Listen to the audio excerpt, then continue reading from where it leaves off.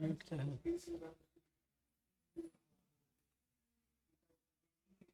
आज है date.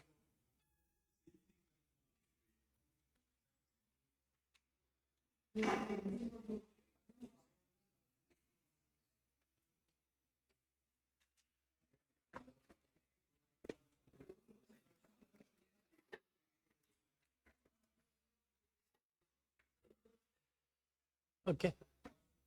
So we'll continue our discourse on turbulence modeling. And as we saw in the last class, we looked at the mean momentum equation and we looked at some aspects, some salient features which we could derive from the mean momentum equation. Now, similar to that, we have an equation for mean scalar field phi hat. The equation for this, so suppose there is a scalar in the flow like temperature, then typically this could be scalar, could be temperature, concentration. We have done a bit of it in the first part, but we didn't do. So I'll just write the equation for the mean scalar. And the mean scalar equation looks like partial phi by partial t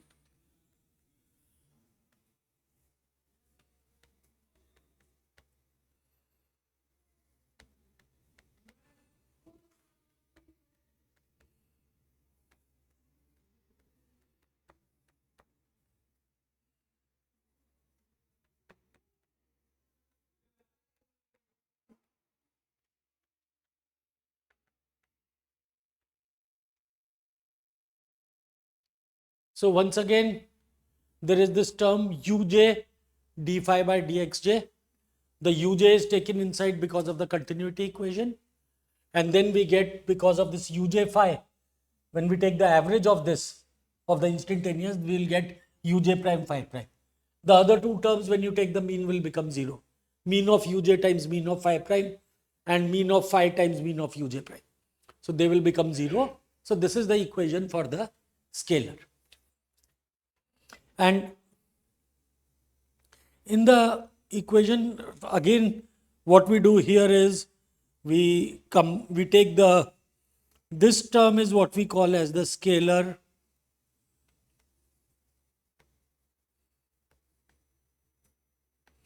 turbulent flux. Once again, you can see the role that how the phi prime fluctuations are being transported by the velocity fluctuations.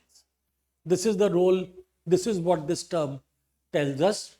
So therefore, I can again write it in the form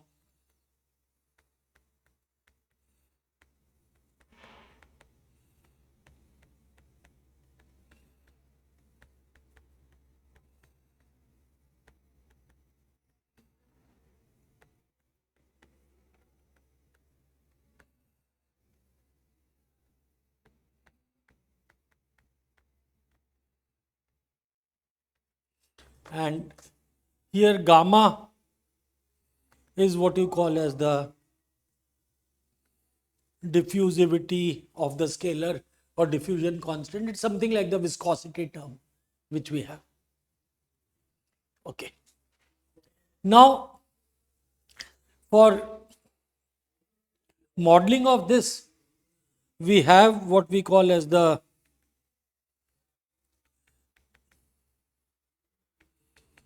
gradient diffusion hypothesis. And what we assume is that uj prime phi prime, its direction, this is the direction and magnitude of the turbulent transport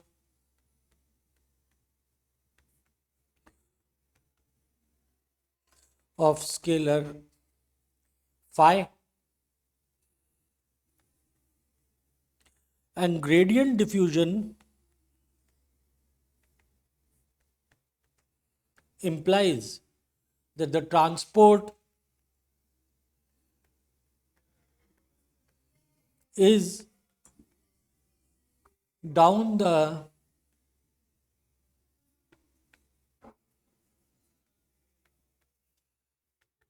mean scalar gradient, that is in the direction of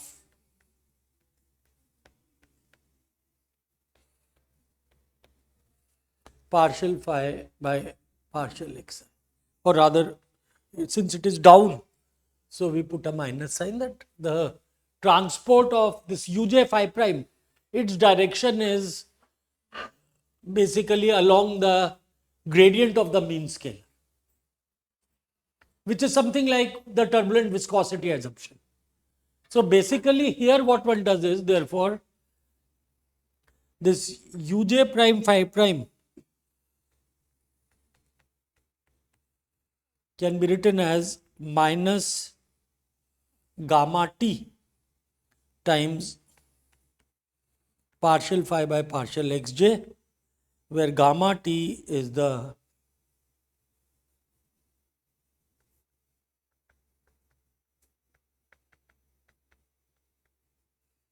turbulent diffusivity. Just as we had an eddy viscosity, we write the flux, because this is combined now with the laminar part, which was, or gamma times d phi by dxj. So to that we add this part, and therefore then what one can do is we can write, so therefore we will have something like gamma effective, which is now a function of x comma t, is equal to gamma, which was presumably constant, plus gamma t, which is a function of x comma t. So these are the two hypotheses we make for a scalar and for the velocity. Okay, so this is the sort of basic modeling which one does. Now, therefore, what happens is, if you put this in the equation, the closed equation for mean of phi becomes partial phi by partial t plus uj. Now I have taken the uj term outside, it could be inside also, and the second term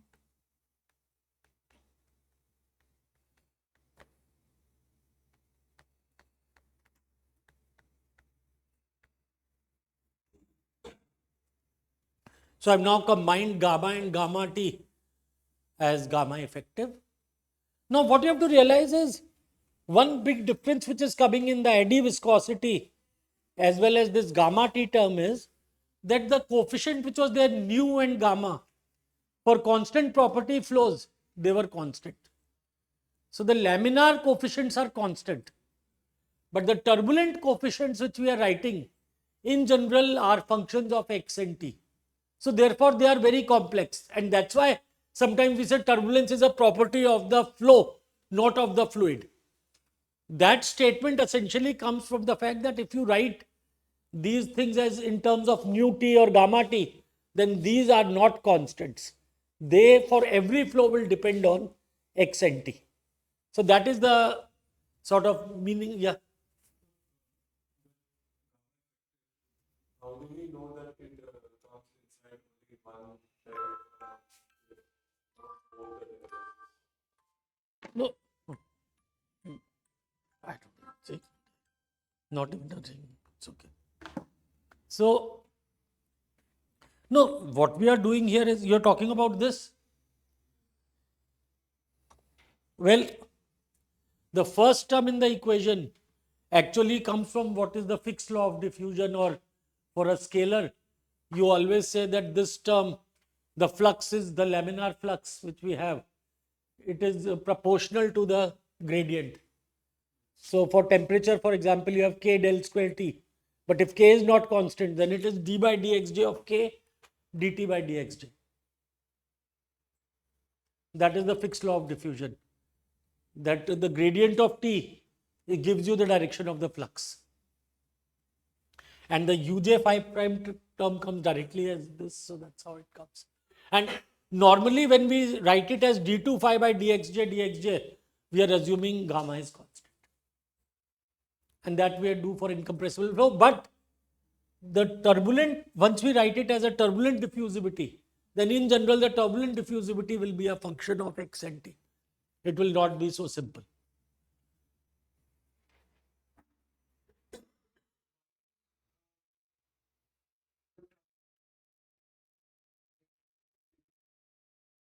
Oh, that is basically because the flow always takes place from higher to a lower thing. So that's why it is we always put it as a minus term. See, even in Fourier's law of heat conduction, so this is what? So gradient diffusion is the assumption like the eddy viscosity assumption. So this is the sort of simplest way to close these equations. But again, we'll see this whole hierarchy of all the models in today's and following lectures. But if we are writing this in terms of a gamma T, then this is like our eddy viscosity for temperature, or eddy diffusivity you can call it.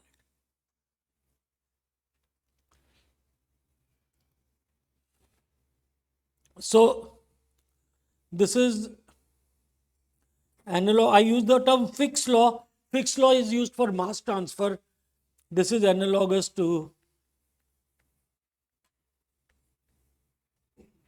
Fourier's law of heat conduction. And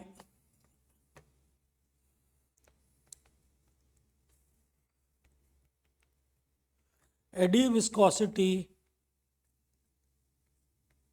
hypothesis, if we look at this, is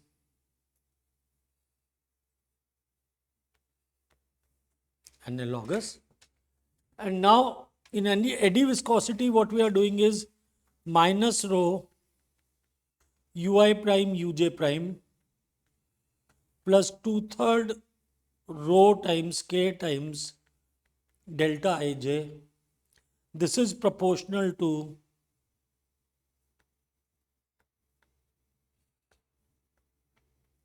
mean rate of strain.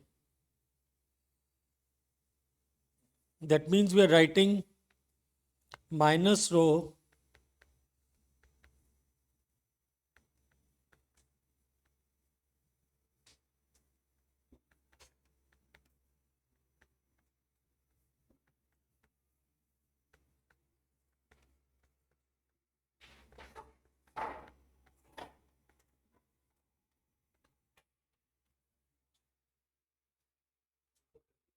अभी और करना है अब एक minute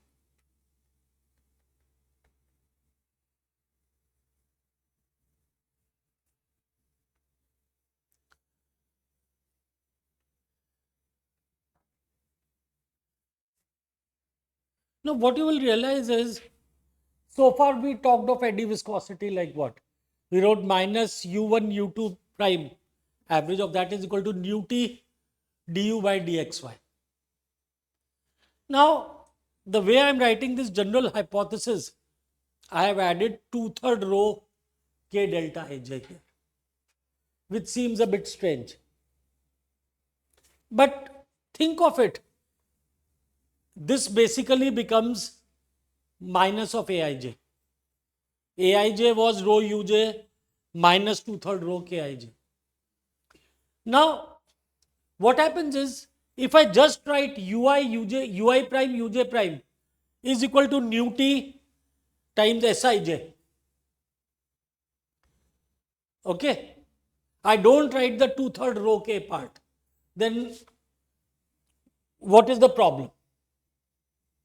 Or is, so what I'm saying is, ये हो गया, लिख लिया मैं, आगे चलो. Now we wrote eddy viscosity as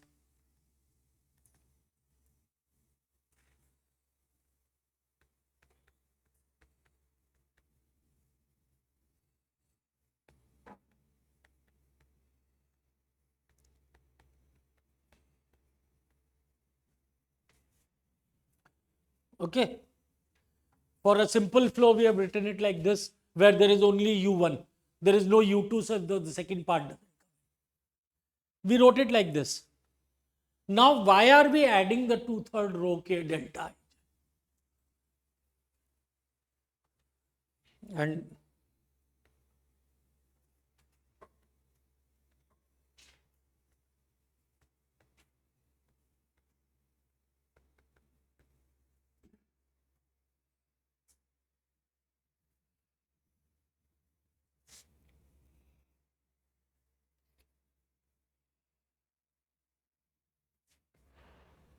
any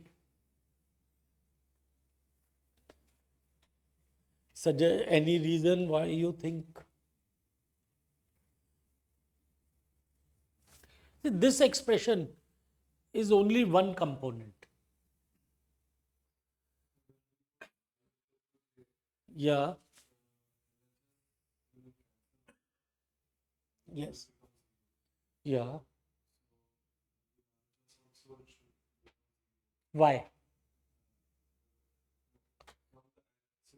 No, but why should, so you are actually, what I'm saying is the reason you are is right, we are doing it so that the LHS becomes 0 when RHS is 0. What is SII? Mean of SII. It is 0 because of continuity equation. So therefore, if I don't add this part, I will get an expression which is tensorally not correct. When I sum up, then I will get, if I don't put this 2/3 rho kij, I will get minus rho times 2k is equal to 0, because SII is 0. So which will tell me that k is 0. So whenever we write a modeling type of expression, we have to ensure that properties are being satisfied on both sides. And to ensure that property is satisfied, that's why we add this isotropic part to this, so that when SII is 0, the left hand side is also 0. Is that clear? So that is, and see, and this one, this form, there is nothing wrong with this. If you write the, just put I is equal to 1, j is equal to 2, you will just get this for this flow where there is no U2, or mean of U2 is not a function of x1. So you will get it like this. But when I write a general form, I should have a general form matching, and some of these things we should check. When we are writing a new model for something, then we should check that we are at least, the dimensions are the same of both the sides. Something very elementary, but there you may end up making an expression where dimensions are not the same. So then that means there is something missing, or you have to add some dimensional constant in front. It's essentially the inequality hypothesis, which is sort of forcing us to come up with an expression where LHS would be equal to 0. So that, like what I'm saying is like, because eddy viscosity model says like to be proportional to mean squared. Yeah. What I'm saying is like we might be able to come up with a model whereby we don't really need this, because it would be like, let's say, proportional to mean squared plus some another property. That's plus n. Like this is the like eddy viscosity hypothesis forcing our hand, whereby we have to add this particular isotropic part so that LHS gets to 0. No, it's not the eddy viscosity. Basically, what we are saying is when we say that Reynolds stresses are our hypothesis was Reynolds stress is proportional to the mean gradient. Okay. So once the Reynolds stress is proportional to the mean gradient, we start like this and define an eddy viscosity. Then if I write it in this form, so I'm tempted to write minus ui prime uj prime is equal to nu2 dui by dxj or nu t sij. But there I will not be satisfying the incompressibility constraint. So to satisfy that, I have to make it such that it is trace free. Because the left hand side, basically I make it trace free by making it a deviatoric type of term, which the right hand side is. Second thing, I should, because ui prime uj prime is symmetric, then I have to ensure symmetry on the right hand side also. And Sij happens to be symmetric, so at least this particular part satisfies symmetry. So these are certain things which when you write new models, if you have to do, even for a different situation, it may not be fluid mechanics, it may be the stock market, it may be anything. So then you have to keep in mind that if you are writing tensorial quantities, they have to have the same sort of nature. If it is symmetric on one side, it has to be symmetric on the other side also, and so on. When we use the viscosity minus of the correlation, Yeah. Yeah. so why did we use this? Okay, yeah. The reason for that is that before, when we did this, we were only interested in the shear stress. So for shear stress, this works fine. Or we wrote the K equation. We never wrote the component equations of u1 prime, u2 prime, u3 prime. And if we had to do that full analysis, then we would have had to put things like this. Earlier, we were only using this assumption. And based on this, we wrote the mean equation. In the mean equation for u, mean of u, we did not have anything. Now, when I'm saying, when I write a general eddy viscosity hypothesis, then I have to be particular about these things. So we have to be correct. So the answer to this is adding 2/3 rho K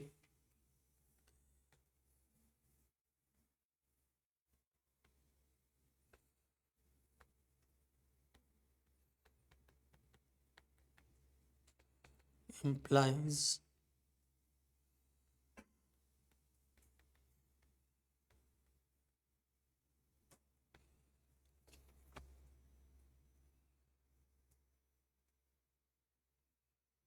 now the eddy viscosity, of course, we have talked about it, is also called the turbulent viscosity. And if we put this in, the mean velocity equation becomes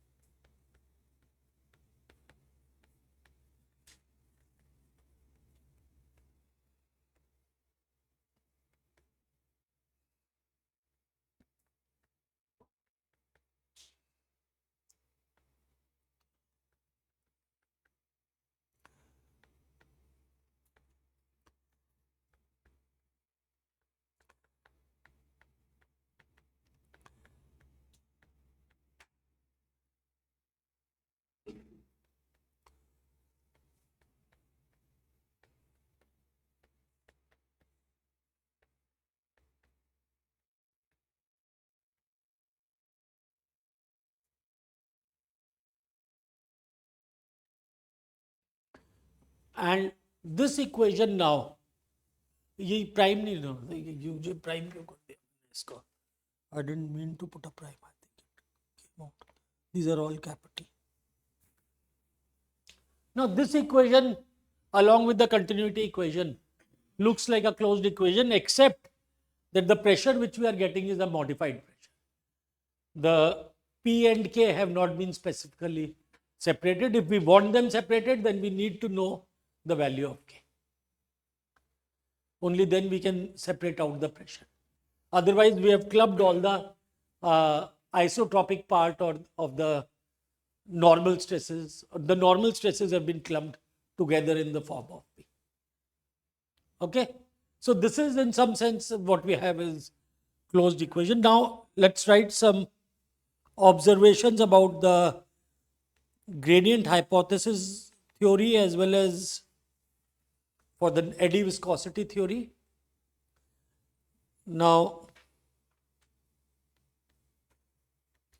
the gradient diffusion which we have used, this implies that the scalar flux vector is aligned with the mean scalar gradient vector. Even in the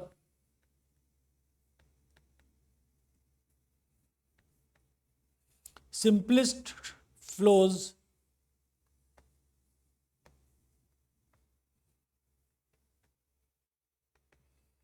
this is not valid. So we are starting off by saying we have done something, but when we try to observe this, we look at the experimental data, look at the direction of uj prime phi prime in some typical experiments and the direction of d mean phi by dxi. So if we are equating these two, then the two directions should be the same, but we find that these are not aligned. And similarly, the eddy viscosity implies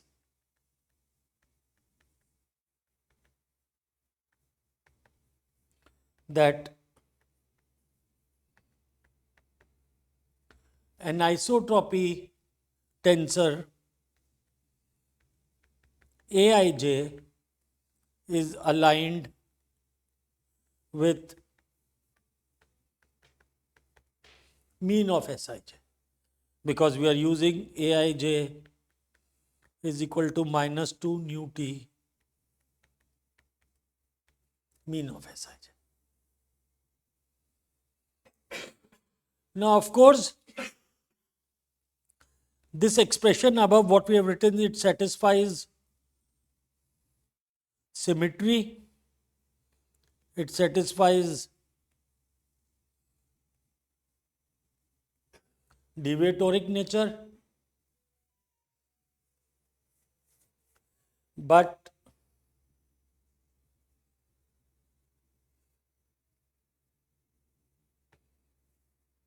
so that means what if I write the principal axis of Aij? If I write the eigenvector, then the eigenvectors of Sij and eigenvectors of Aij, they must be close or they must be identical. But we don't find them. In fact, for the case 1, for this I said they are not aligned, the angle is around 65 degrees. So it is not that they are not aligned by 5 or 10 degrees. The angle of mean scalar gradient in some flows or one particular flow, it is found to be 65 degrees. Not even very close. And here also, now another thing you realize here is Aij has got how many components? Independent components are 5. There should be 6, but then because the trace is 0, there are 5 independent components. And similarly, Sij also will have 5 components. Now, what you are doing is, you are relating the 5 components of Aij to the 5 components of Sij using the same scalar. Why should that be? So maybe it is possible that A11 is equal to 2 times nu t1 mean of S11.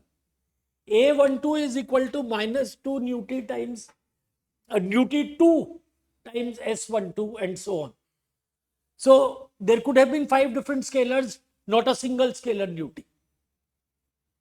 In general, in fact, if you have to express Aij as a linear function of Sij, you will get a fourth order tensor. That is what we do. So that means, in fact, actually there can be 81 components, but because when we use symmetry and deviatoric thing, then we will get to 5. In general, if it was a totally free tensor, then this should have been, in fact, this is a simpler form of the expression. So what we are saying is, somehow we are forcing all components of Aij to be scaled with all components of Sij with the same scaling. We are not using different scaling. So this is forcing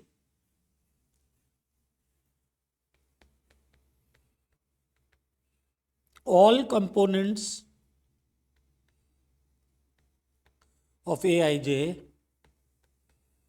to scale with respective components of Sij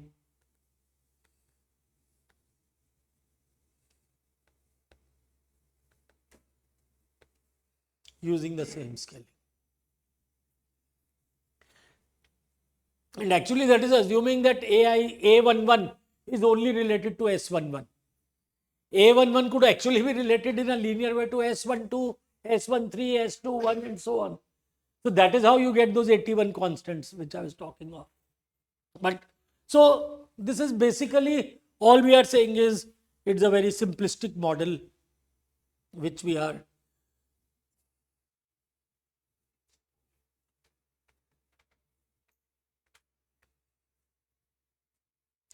The third thing we find here is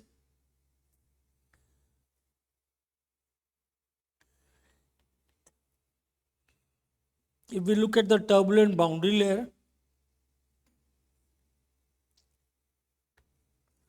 where mean of ui is just mean of u1 times x2, then there is only one flux u2 prime phi prime and only one Reynolds stress u1 prime u2. And we write u2 prime phi prime here as minus gamma t d phi by dx2 and u1 prime u2 prime as minus nu t du1 by dx2. So here these expressions can be seen as definitions of gamma t and nu t. So when these are the only fluxes which will come. So you can think of these, that gamma t is defined as the ratio of the turbulent flux to the laminar gradient, to the laminar whatever the derivative of the laminar gradient. Gradient is right, and the turbulent flux divided by the mean velocity gradient, that gives you the definition of eddy viscosity. So here then, because there are no other components, so then uniquely gamma t and nu t can be defined like this. Okay, because the other components are, there's no u1, u3, otherwise it would be gamma t d phi by dx3 etc. But since they don't exist, so therefore this can be seen as the definition of the turbulent fluxes. Yeah.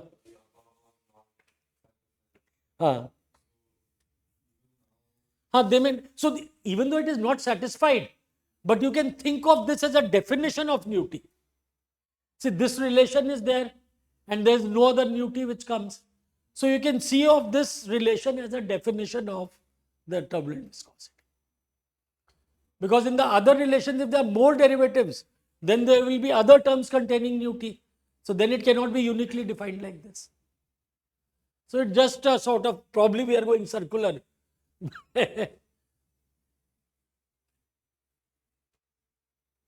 Now, also what we realize is specifying, suppose we have nu t and gamma t. If we give it a value, we don't know what it is, this will solve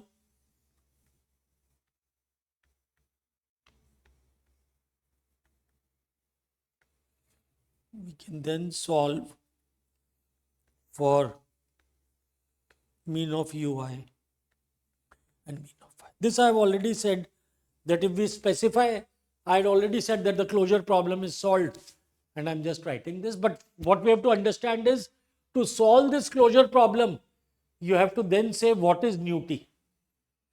How do you get that? We have no idea how this. But if we do that, then at least we have a closed set of equations for mean of u and mean of p.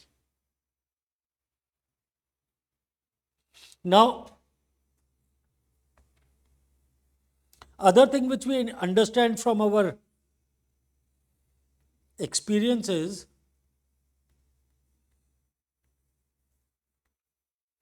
at high Reynolds number,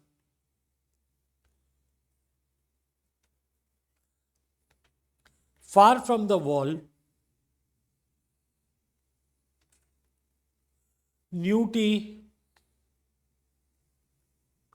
I am writing this in bracket because we have not written about gamma t, we have not discussed, but we will make the same thing. How does nu t scale? And this we have seen at high Reynolds number, it scales with the velocity scale of the flow, velocity scale u, and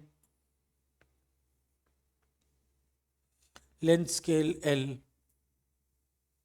of the flow, independent of nu and gamma.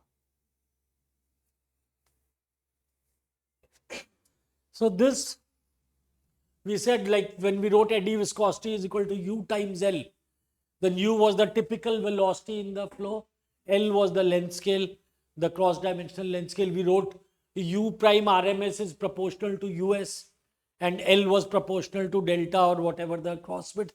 So that is what we are restating, that this is valid for high Reynolds number flows. Then the velocity scales u and L are, they scale with the flow and they do not depend on nu and gamma. And in particular, what we'll find is that nu t upon nu and gamma t upon gamma, they increase with Re. As the Reynolds number increases, this ratio increases, and therefore the molecular transport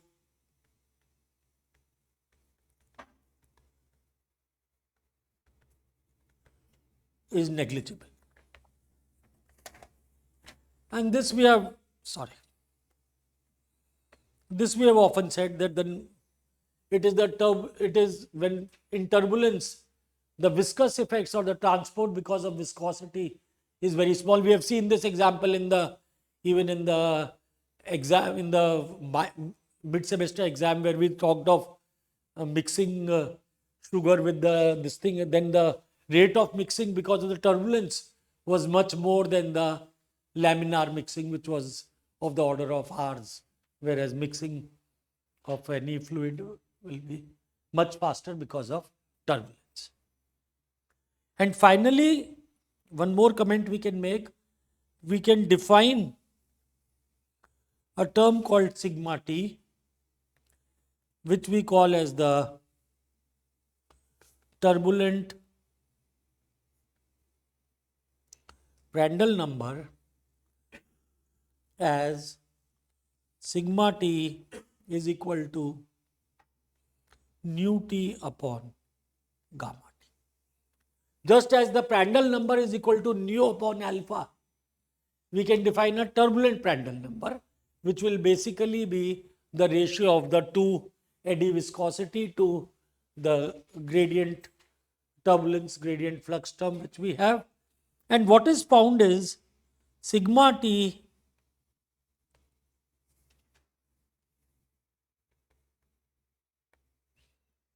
unless of course if it's a very special flow. In most flows sigma t is of order 1. Often we will take it as 1, in some flows we'll take it as 1.2, 1.3, etc. So this was the some of the things which we have of the general this thing of the turbulent viscosity, etc. Now what I'm going to focus on and is what we call as the RANS models. That is, RANS means Reynolds averaged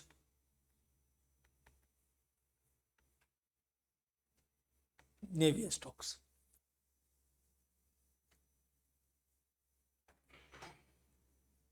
Okay. So we'll talk about RANS models, which means we will solve for mean of ui and phi. We will solve these two equations.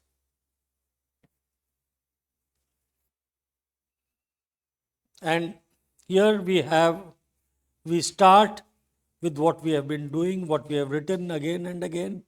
We start with the turbulent viscosity hypothesis, which tells us ui prime uj prime is equal to 2/3 k delta ij minus nu t times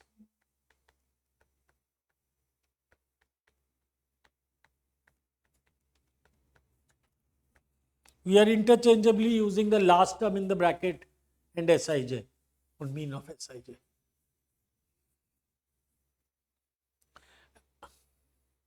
And in simple shear flows, the Reynolds stress U1 prime, U2 prime is written as minus nu t times du1 by dx2. And if nu t is known, equations are closed.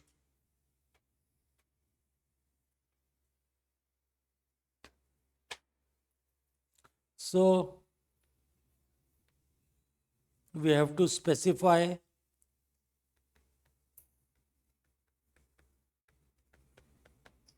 nu t as a function of x and t.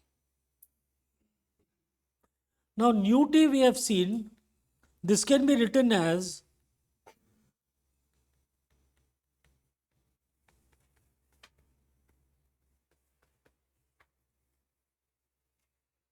this is a characteristic velocity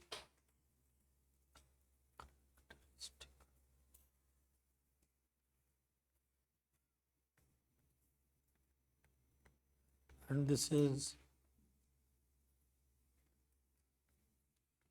characteristic length.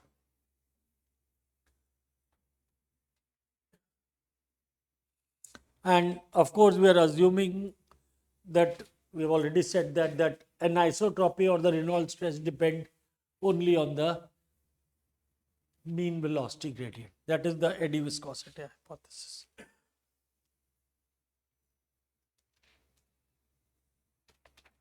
Okay. Now,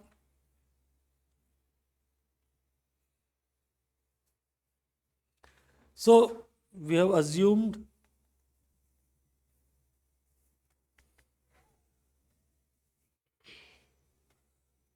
anisotropy is determined by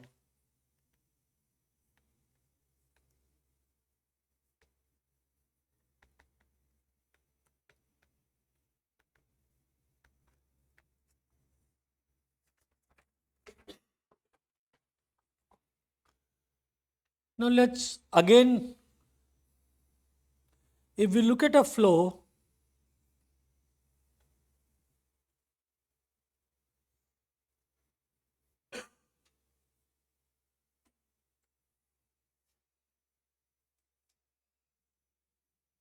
so we look at a one-dimensional flow like this, which is in a initially one-dimensional, it's in a constant cross-section. Then there is an axisymmetric contraction. In fact, I have drawn it slightly wrong. The contraction, then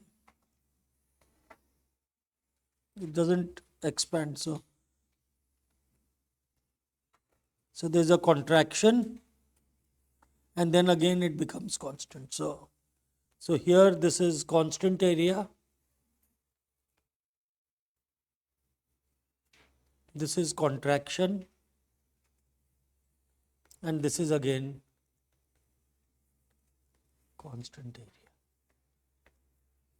Now, this is the x direction, and now in this constant area flow, what is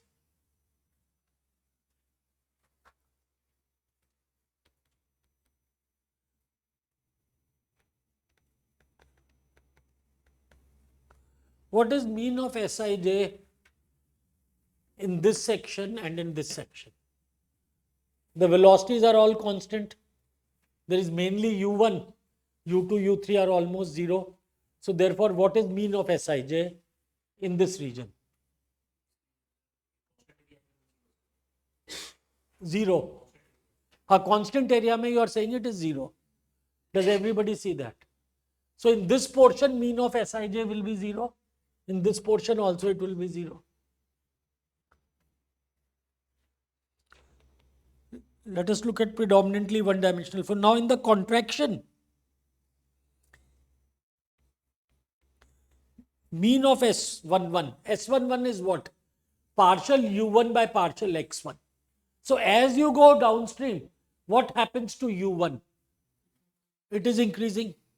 So therefore S11 will be positive. It will be non-zero.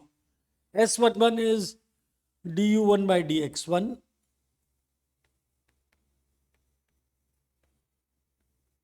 And this will be equal to, let's write it as some constant, it's a positive constant, let's call it S lambda. And because this is an axisymmetric section, S22 will be equal to S33.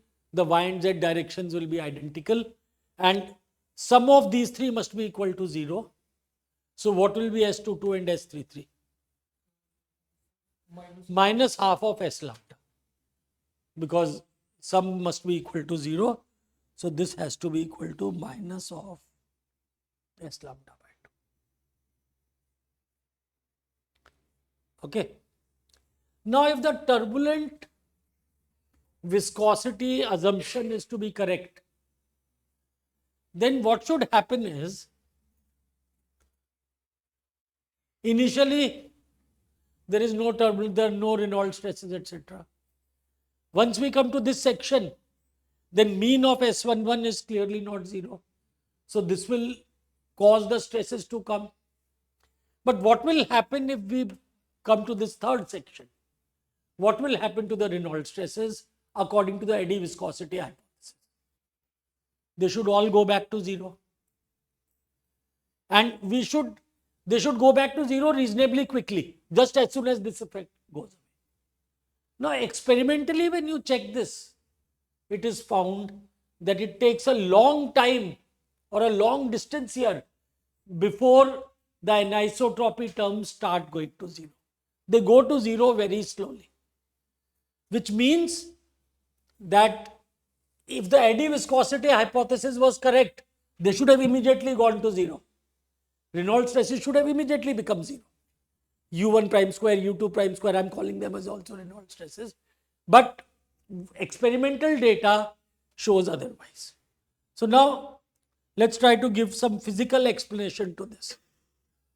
So here,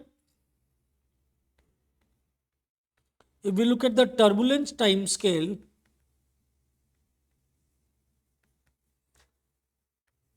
this is equal to K by epsilon, the turbulent kinetic energy divided by the dissipation. This has dimensions of length.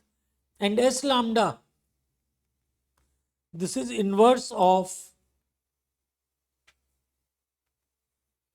mean time scale.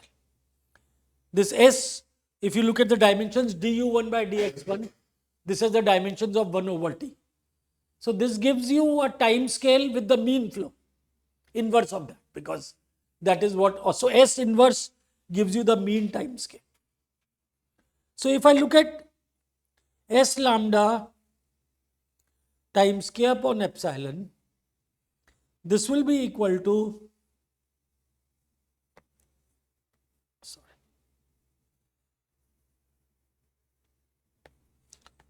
this ratio is the mean strain rate divided by the turbulence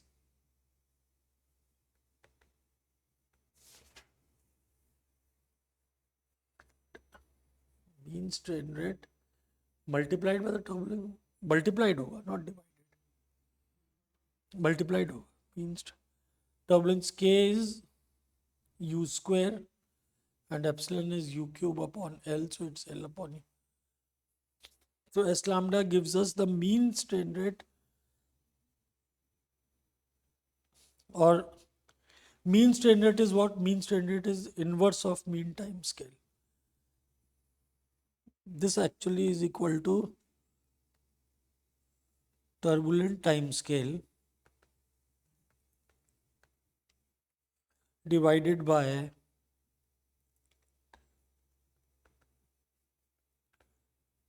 the mean time scale.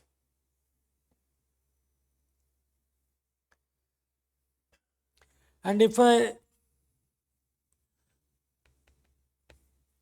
this is experimental data, this is the contraction part, and this is the constant area part.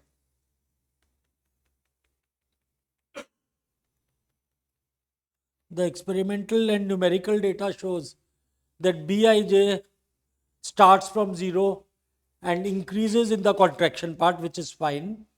But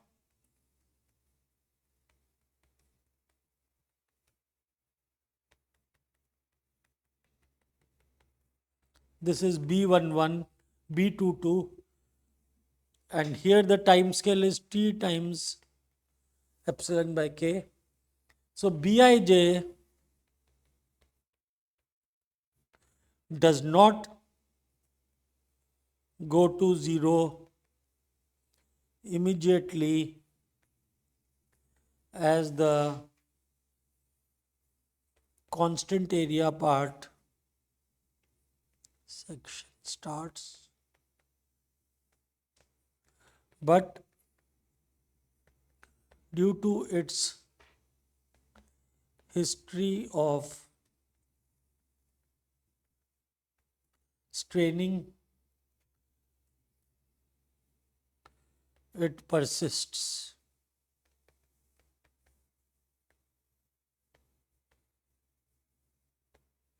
For a long distance downstream oblique for long times, and hence eddy viscosity is not a correct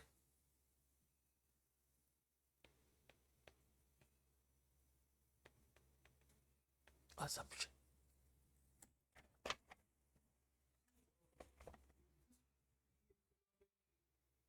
This is a non-dimensional time.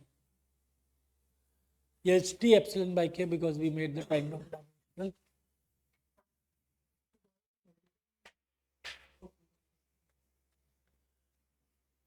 Okay. So therefore, what we are trying to show from here is, once again in a flow which is not a shear flow, we find that the eddy viscosity assumption is not really the correct one. But we still use it, we still found it. So in the next class, we will continue from here. We will see why it is valid and then we will move on, or where it is valid, look at some reasons why it is not working. Whereas the laminar assumption definitely works, we have the flow. But some of the things, if you realize here, a very basic question: does turbulence follow Navier-Stokes equations?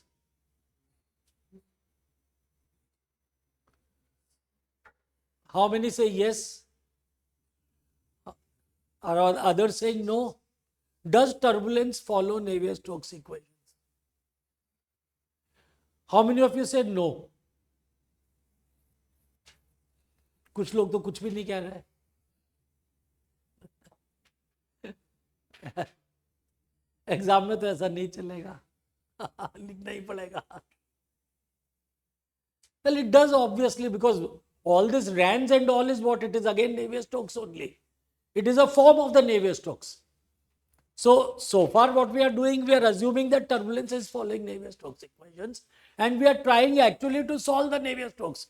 That is what all this whole exercise is, trying to find a solution of Navier-Stokes equation. So nowhere are we contesting that Navier-Stokes equations is not being satisfied by turbulence. In fact, RANS also is the Navier-Stokes equation only. It is the averaged form of the equation. And because of averaging, we get the unclosed terms. Otherwise, the equation was closed. Sometimes, in fact, that's a question which I asked when I was being taught, that you are closing the equations, you are averaging the equations to make life simpler, but you are ending up creating unclosed terms there. So how has life become simpler? It has become more complex. Well, but of course, the solution answer to that was that the equations cannot be solved. There is no closed form solution of the equations. So therefore, and numerically we cannot go to those small levels. So we have to satisfy ourselves trying to find the mean velocity equations. But when we try to solve them, we get the unclosed terms, which we have to close now. And that is what we are seeing, how to close them in a general way. Okay? Okay. The homework was due today. You have collected them.